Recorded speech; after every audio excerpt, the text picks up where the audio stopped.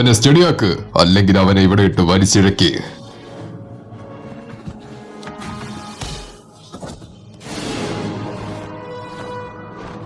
എന്റെ കൺട്രോൾ ഗ്രിഫിൻസിനെ കൊണ്ടുവന്നാൽ എനിക്ക് എന്തുവേണമെങ്കിലും ചെയ്യിപ്പിക്കാം. അവരെ മനുഷ്യർക്കെതിരെ തിരിക്കാം. നിനക്കൊക്കെ ഒന്നിനെ പോലും പിടിച്ചു കിട്ടാൻ പറ്റുന്നില്ലല്ലോ. എന്നാൽ ഒരു ഇൻസ്ട്രുമെന്റ് കൊണ്ട് എല്ലാ ഗ്രിഫിൻസിനെയും കൺട്രോൾ ചെയ്യാം. അത് നീ എനിക്ക് കൊണ്ടുതരണം.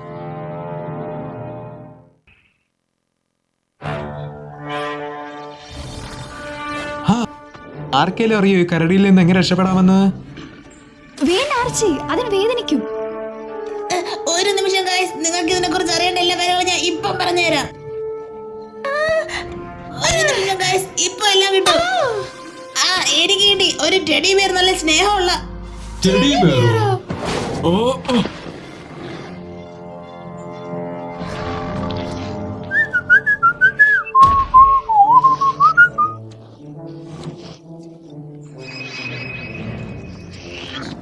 നക്കി തുടക്കുന്ന ഐസ്ക്രീം അല്ലല്ലോ കുട്ടാ, നീ ഇനിയിപ്പോ കാട്ടി വെക്കോ?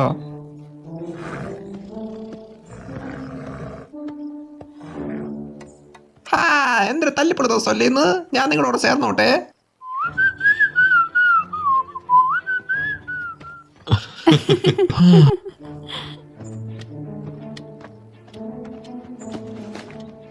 ടെഡി ബിയർ പോലും നന്നായിട്ടുണ്ടോടി. ഗൈസ്, ഞാനും വരുന്നു, ഒന്ന് വെയിറ്റ് ചെയ്യ്.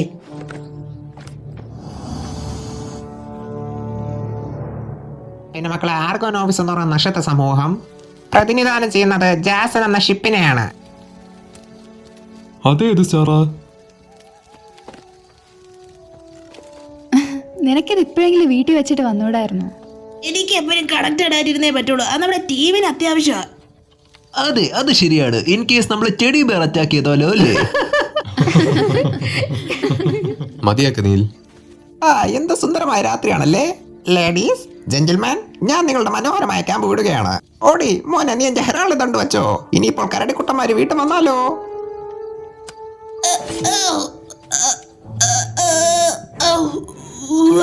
ഇത് എങ്ങനെയാ വർക്ക് ചെയ്യുന്നേ? അനിൽ, ഇത് ദൈവങ്ങളുടെ ഒരു ഇൻസ്ട്രുമെന്റ് ആണ്. ഇവിടെ ഒരു സ്വിച്ച് ഉണ്ട്, അതിൽ ക്ലിക്ക് ചെയ്താൽ മതി. നീ എന്ത് പറഞ്ഞാലും മൃഗങ്ങൾ അതനുസരിക്കും. അപ്പൊ ശരി, ടാറ്റ. അയാളുടെ ഷൂസ് എങ്ങനെയെങ്കിലും അടിച്ചു മാറ്റിയാൽ കൊള്ളായിരുന്നു. ഇവിടത്തെ കാറ്റിന് എന്ത് സുഖമാ. അതെവിടെ ഇരിക്കട്ടെ ജയ്, ഞാനെന്തോ സെൻസ് ചെയ്യുന്നുണ്ട്. അതുനി വേറാണോ? അതിലും വലുതാ, giants.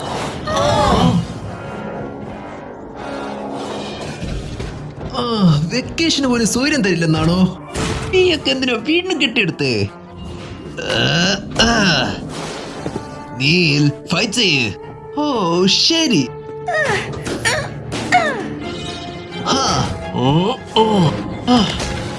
ഓടി, അത് ക്ലിക്ക് ചെയ്യ്. Giants. Giants, giants, giants. ഇത് വർക്കാവുന്നില്ലല്ലോ. രക്ഷിക്കണേ. ഓടി.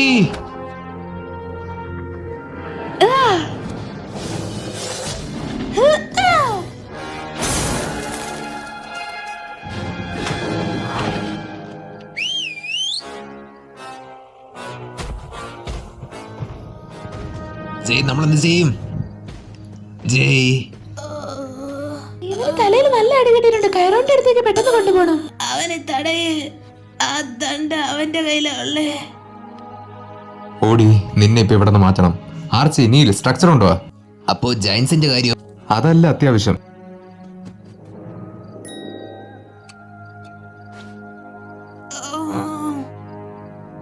നോക്കൂ, ഇതൊരു കൂട്ടം ഗ്രിഫിൻസ് ആണ്. നമ്മളെ വെറുതെ വിടൂ ക്രോണോസ്, കുറച്ച് കരുണ കാണിക്കൂ. സറണ്ടർ ആവ്, ഞാൻ നല്ലൊരു ഭരണാധികാരി ആയിക്കോളാം. അത് മതിയോ?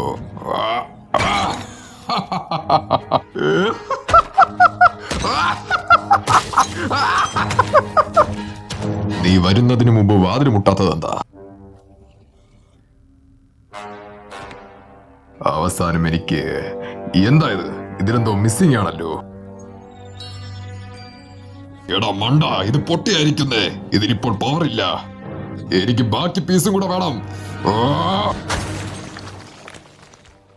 ഇതൊന്നും നിന്റെ തെറ്റല്ല ജയ്. അത് ഓടിയോട് പറയേ. ഹേ ഓടി, ഇത് ജയുടെ തെറ്റല്ല. നീ ഓക്കെ അല്ലേ? എനിക്ക് കുഴപ്പമില്ല, ഞാൻ ഓക്കെയാ. എന്റെ ഈഗോ കാരണം ഇതെല്ലാം സംഭവിച്ചേ. എന്റെ ആത്മാഭിമാനം പോയതുപോലെ ഉണ്ട്. എനിക്കിഷ്ടം പോലെ ആത്മാഭിമാനമുണ്ട്, നിനക്ക് അതിൽ നിന്നും എടുക്കാം. നിനക്കുറപ്പുണ്ടല്ലോ ജയ് ബ്രോ, എനിക്ക് കുഴപ്പമൊന്നുമില്ലെന്ന് പറഞ്ഞില്ലേ? എന്തായാലും ഞാനിപ്പോ ഇവിടുന്ന് പോവാ.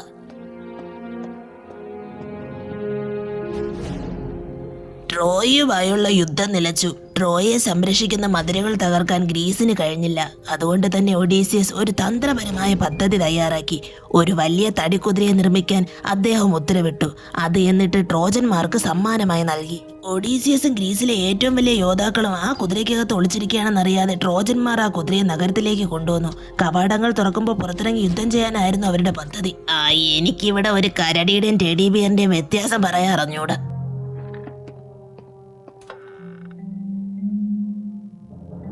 എനിക്ക് എങ്ങനെ ഒഡീസിയസുമായിട്ട് ബന്ധം വന്നത്? കാണാൻ പോലും ഒരുപോലെ ഇല്ല. ഞാൻ ആരെയായി കളിയാക്കുന്നേ? ഞാനും ചിലപ്പോ ഒരു ഹീറോ ആണെങ്കിലോ?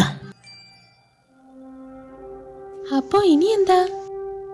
ഇപ്പോൾ നമ്മൾ ഹെർമസിന്റെ അടുത്ത് പോയി പറയണം നടന്നതെല്ലാം.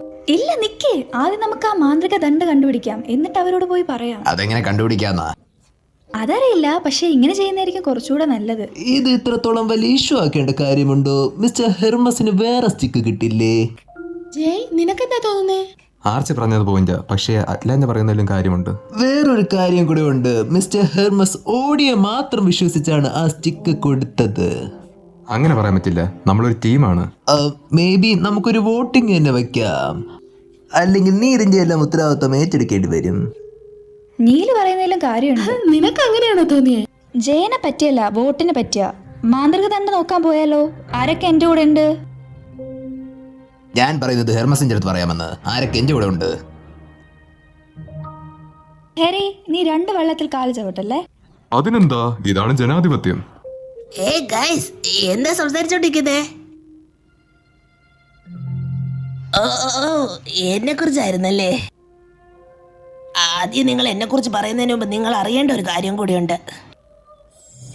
നീ അത് പൊട്ടിച്ചോ? മനഃപൂർവ്വമല്ല. അപ്പോൾ അത് തീർന്നു. ഓടി തന്നെ സമ്മതിച്ചല്ലോ ഇപ്പോൾ. ഇല്ല, നമ്മൾ ഓടിയെ സംരക്ഷിക്കണം. എന്തിന്? എന്താ? എനിക്ക് മാത്രം എന്തിനാ എപ്പോഴും ഇത്ര പ്രൊട്ടക്ഷൻ? ഞാൻ അത്രയ്ക്ക് വീക്കാണോ? ഞാൻ അതല്ല ഉദ്ദേശിച്ചേ. പിന്നെ നീ എന്താ ഉദ്ദേശിച്ചേ? അത് എനിക്കറിയാം നിങ്ങളിപ്പോ എന്താ ചിന്തിക്കുന്നതെന്ന്. ഞാനാണ് വീക്കെന്നല്ലേ? ഞാൻ നിങ്ങളെപ്പോലെ സ്ട്രോങ്ങും അല്ല, ഫാസ്റ്റും അല്ല, അതുപോലെ തന്നെ ഞാൻ കൂംഫുവും പഠിച്ചിട്ടില്ല. നോക്ക്, ഇത് എന്റെ പ്രോബ്ലമാണ്. ഞാൻ തീരുമാനിച്ചോളാം എന്ത് ചെയ്യണോന്ന്. ഹേഡീസ്, ഒന്ന് വെയിറ്റ് ചെയ്യാമോ? ഞാൻ ഇപ്പോൾ കണക്ട് ചെയ്യാം. വന്നോളൂ. ഓടി, എന്താ മോനെ? ഹെർമിസ്, ഇതല്ലേ എന്റെ തെറ്റാ?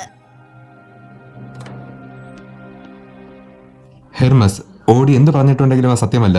ഞാനാണ് ഇതിന്റെ ഉത്തരവാദി. എന്തായാലും ജഹ്റാളുടെ തണ്ട് പൊട്ടി, അതുകൊണ്ട് അതിൽ പവറില്ല. എന്നാൽ അതല്ല നമ്മളിപ്പോൾ പേടിക്കേണ്ടത്. നമുക്ക് തിരിച്ചെടുക്കാം, നമ്മളത് തിരിച്ചെടുത്തിരിക്കും. ജയ്, അത് പറയുന്നത് പോലെ അത്ര എളുപ്പമല്ല. നിങ്ങളൊരു ടീമായിട്ട് ഒത്തൊരുമയോട് വേണം അതിനുവേണ്ടി ശ്രമിക്കാൻ, അല്ലെങ്കിൽ അത് അപകടത്തിലോട്ട് നയിക്കും. നിങ്ങൾ എന്താ പറയുന്നത് ഹെർമസ്? അദ്ദേഹം പറഞ്ഞു വരുന്നത് ഞാൻ ഇനി ഈ ടീമിലില്ലെന്നാ. നിനക്കങ്ങനെ ഈ ടീം വിട്ട് പോകാൻ പറ്റില്ല ഓടി. ഞാനല്ലേ അവനെ പുറത്താക്കിയത്. ഞാൻ ക്വിറ്റായതാ.